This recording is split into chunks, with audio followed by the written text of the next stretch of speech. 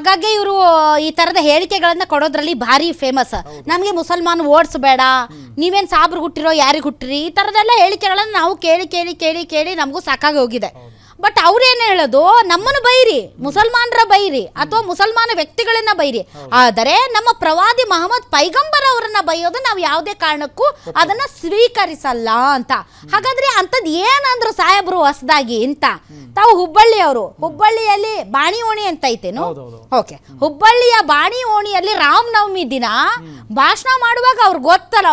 So ಭಾಷಣ ಮಾಡುವಂತಹ ಸಂದರ್ಭದಲ್ಲಿ ಹಿಂದೂಗಳಿಗೂ ಬೈತಾರೆ. ಹಿಂದೂಗಳಿಗೂ ಬೈತಾ ಬೈತಾ ಈ ಪಾರ್ಲಿಮೆಂಟ್ನಲ್ಲಿ ಏನು ವಕ್ಫ್ ಇದು ಬಿಲ್ ಏನಿದೆ ಅದಕ್ಕೆ ಪರ ವಿರುದ್ಧ ಮತಗಳಂತೂ ಚಲಾವಣೆ ಆಗಿದೆ. ಅದರಲ್ಲಿ ಉದ್ಧವ್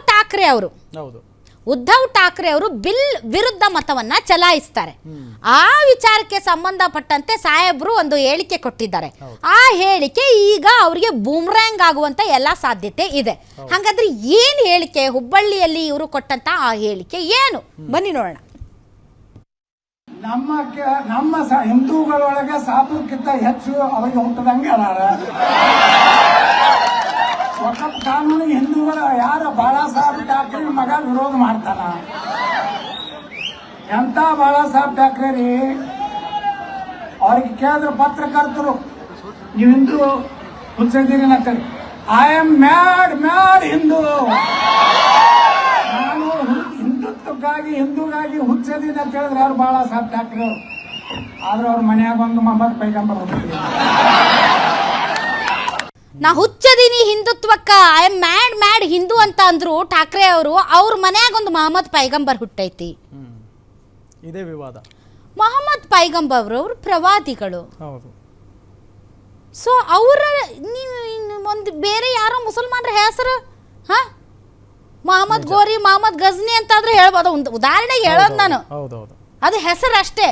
ಬಟ್ ಇದು ಆ ಧರ್ಮ ಅತ್ಯಂತ ಹೆಚ್ಚು ಗೌರವಿಸುವ ಮತ್ತು ಆರಾಧಿಸುವ ಮೊಹಮ್ಮದ್ ಪೈಗಂಬರ್ ಹೆಸರು ಅಲ್ಲಿ ಯಾಕೆ ಬೇಕಾಗಿತ್ತು ಇವ್ರಿಗೆ?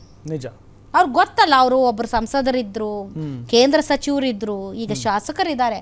ಅವ್ರಿಗೂ ಗೊತ್ತು ಒಂದು ಲಿಮಿಟ್, ಎಷ್ಟು ಮಾತಾಡಬೇಕು, ಎಲ್ಲಿ ಮಾತಾಡಬೇಕು, ಹೆಂಗೆ ಮಾತಾಡಬೇಕು. ನೀವು ಸಾಬ್ರ ವಿರುದ್ಧ ಮುಸಲ್ಮಾನರ ವಿರುದ್ಧ ಮಾತಾಡಬೇಡ್ರಿ ಅಂತ ಅಂದಿಲ್ಲ. ನಿಮ್ಗೆ ವಾಕ್ ಸ್ವಾತಂತ್ರ್ಯ ಐತಿ, ನೀವು ಮಾತಾಡ್ರಿ. ಯಾರು ಹೆಂಗೆ ಸ್ವೀಕರಿಸ್ತಾರ ಅದು ಬೇರೆ ವಿಚಾರ. ಆದ್ರೆ ನೀವು ಅವ್ರ ಮೊಹಮ್ಮದ್ ಪೈಗಂಬರ್ ವಿಚಾರ ಯಾಕೆ ಬೇಕು ನಿಮ್ಗೆ? ಮೊಹಮ್ಮದ್ ಪೈಗಂಬರ್ ಹುಟ್ಟಬಾರ್ದ ಹಂಗಾದ್ರೆ? ಉದಾಹರಣೆಗೆ ಹುಟ್ಟಬಾರ್ದ ಹಂಗಾದ್ರೆ? ನಿಮ್ಮ ಮನೇಲಿ ಒಬ್ಬ ಶ್ರೀರಾಮ ಹುಟ್ಟಿದಾನೆ ಅಂತಂದ್ರೆ ಅದು ಅವಹೇಳನಾ? ನೀವು ಪೂಜಿಸುವ ವ್ಯಕ್ತಿ ತಾನೆ. ನಾವೆಲ್ಲ ಶ್ರೀರಾಮಚಂದ್ರ ಆಗ್ಬೇಕು ಅಂತ ಬಯಸ್ತೀವಿ. ಇವ್ರು ಅದನ್ನೇ ಒಂದು ಅವಹೇಳನ ಅನ್ನೋ ರೀತಿಯಲ್ಲಿ ಇವ್ರ ಮನ್ಯಾಗ ಮೊಹಮ್ಮದ್ ಪೈಗಂಬರ್ ಹುಟ್ಟ್ಯಾನ. ಈಗ ನಿಮ್ಮ ಮನೆಗೆ ಶ್ರೀರಾಮ ಹುಟ್ಟ್ಯಾನ ಅಂತಂದ್ರೆ ಅದು ಬೈಗಳೇನು? ಇಲ್ಲ ಮೇಡಮ್, ಇದು ಅವರು ಬೈಗಳದ ರೀತಿ ಮಾತಾಡಿರೋದನ್ನ ಇವ್ರು ಈಗ ವಿರೋಧಿಸ್ತಾ ಇದ್ದಾರೆ.